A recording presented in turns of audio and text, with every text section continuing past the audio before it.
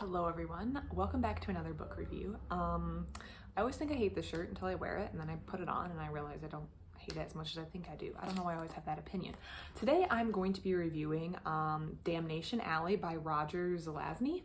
Now, the reason there's a blue sticker on it is because underneath of it there is a piece of paper taped on because my library system did not have this book. So I had to order it from another library and they put like all my personal information so they know who borrowed the book. From like because I borrowed it outside my system basically, so they had to request another library to ship it to me so I could borrow it, which is completely free, which is super cool, but they put this on there so they so also you know that you shouldn't just put this in the regular book return. You should return it to a librarian and they can they know exactly where it came from and who it came from, and they can send it back to the library. So that's why they did that, but I have this blue sticker on it, which really takes away from the super cool cover. So I did not know what the cover looked like until I added this book on Goodreads. So Damnation Alley by Roger Zelazny, I would highly recommend going to look up the cover of this, especially this copy online. I thought it was super cool. So this is part of my Hugo Award series. So Damnation Alley was a finalist or a shortlist, was on the shortlist for the 1968 novellas. So in this category for 1968, I've read Riders of the Purple Wage, which was a winner, and Where Search. Riders of the Purple Wage by Philip Jose Farmer, and then Where Search by Anne McCaffrey. And those two were the winners. I believe both of them were. Rider of the Purple Wage was definitely a winner. I did not like Rider of the Purple Wage at all.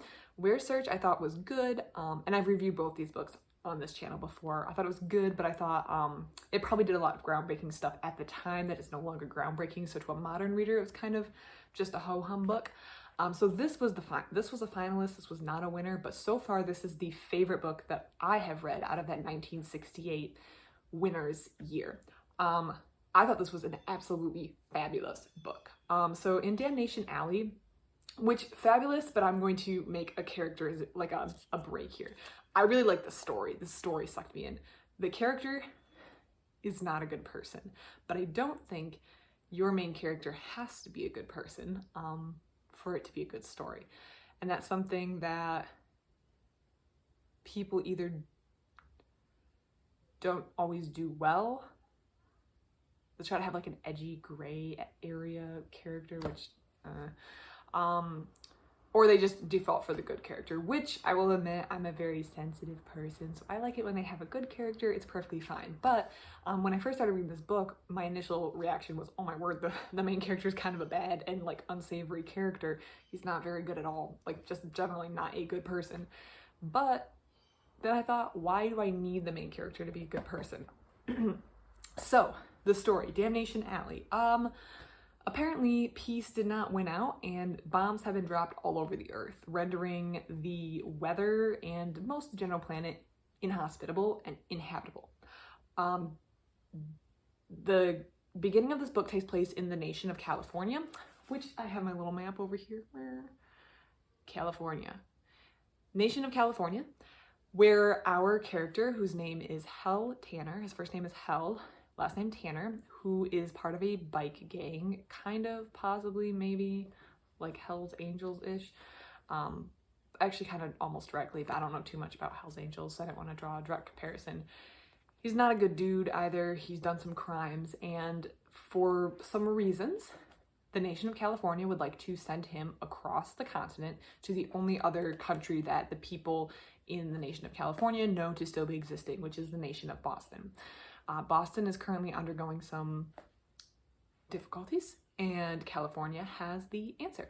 So they need some volunteers to drive across what they call Damnation Alley. And that is everything in the middle of the United States, which has been destroyed. So bombs have been dropped. There's these weird weather patterns where stuff gets sucked into the sky.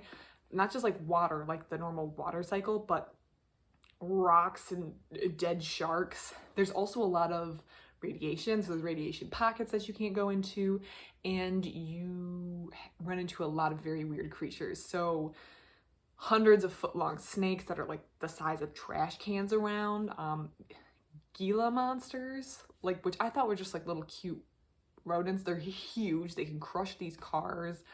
Massive bats that attack and eat things. There's a lot of nasty creatures. And humans that live in the Damnation Alley, if there are any, are very, very cruel. So now there are some places between that have kind of survived this whole fallout, Salt Lake City being one of them, but a lot of it is called Damnation Alley, and that's where our main character, along with a group of people, have to drive to get to the nation of Boston on the other side of the world.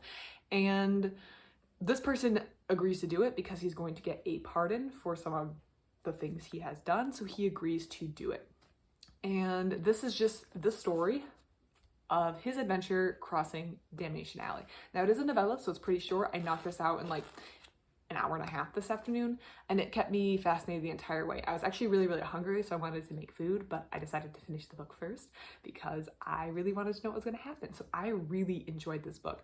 I liked the story, the plot. The character kind of made me turn off. I think the character, I don't think it was written poorly. That's not what I'm trying to say. I'm just saying he's not a good guy. So you're rooting for him because you're rooting for the end cause that he's kind of going across the country to do, but you don't always agree with all of his decisions.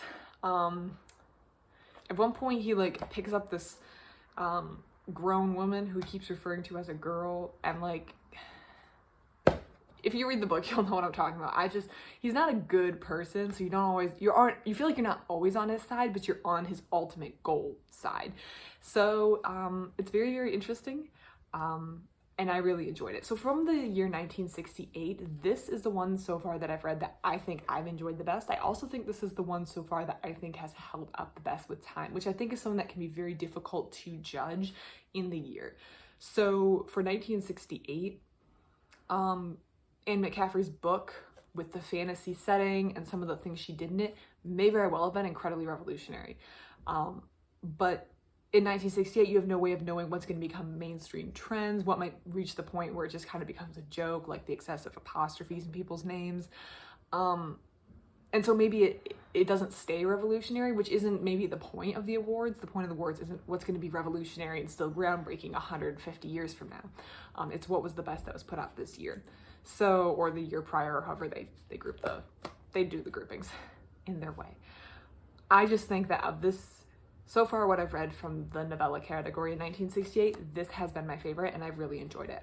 I will say that for these Hugo Award categories, the reason I have to chew through these so slowly is because a lot of these early years, my library system doesn't have, so I have to order them from other libraries like this. And some libraries have like restrictions on the number they'll send you, and then when you place an order, depending on where they get it from, they have to ship it in, and then you have to get it from your library. It's kind of an additional process. It's definitely worth it. It gives me access to all these books I wouldn't otherwise be able to read. But some of these older books, it's kind of interesting how few libraries actually still contain them despite winning awards. So there were not many options to get this book, and I got it from, I didn't recognize the city, even though it was in the same state that I live in, which was kind of odd, so I looked it up, and it's a very, very small city with a very, very small library that just happened to have the copy of the book that I was looking for. So I'm really appreciative that they kept this copy on hand, and obviously I do not do library science, so I'm sure libraries, they have a very good purging system to make sure that the book and their collections are up to date, but sometimes I wish they would keep, at least for reference sake, the winners of some of these awards. Even if it was just in some sort of reference section, like, hey, at one point this won an award back in 1968, because it's sometimes very interesting to see what used to be at the top of its category maybe is only in 2 or 3 libraries in my entire state, which is very interesting. And I think one book that I'm looking to read for the novel category, I don't know if any state in the state of Michigan actually has it, so I had to find an ebook online for free, well, through like a library that put their ebook like in a public setting, which I don't like reading ebooks, so I'm kind of been dragging my feet on reading that book. But that does go to show how difficult finding some of these books has been. Anyways, I gave this book a 4-star. This was very interesting, my favorite one from the category, and I highly recommend. It's pretty short. You could knock this out probably, like if you're flying cross country, throw this in your suitcase. You can probably pick it up for like $1 or $2 on a website, a used copy, or just check it out of your local library if it happens to have it. You could read this very easily, and I think it's a very fun little adventure story that really has some creative settings and keeps you hooked the entire book. So yeah, that's my thoughts on Damnation Alley by Roger Zelazny. when I added this book on Goodreads, I saw that it actually written quite a bit of stuff, which was interesting because I don't know if I've ever heard of his name. So maybe I'll have to go to my library to see if my library has anything from Roger Zelazny, any of his other stuff. Maybe they just don't have this book. So those are my thoughts. If anyone else has read this book or read anything else by this author, please let me know. I'd be interested in hearing about it. Other than that, have a great day.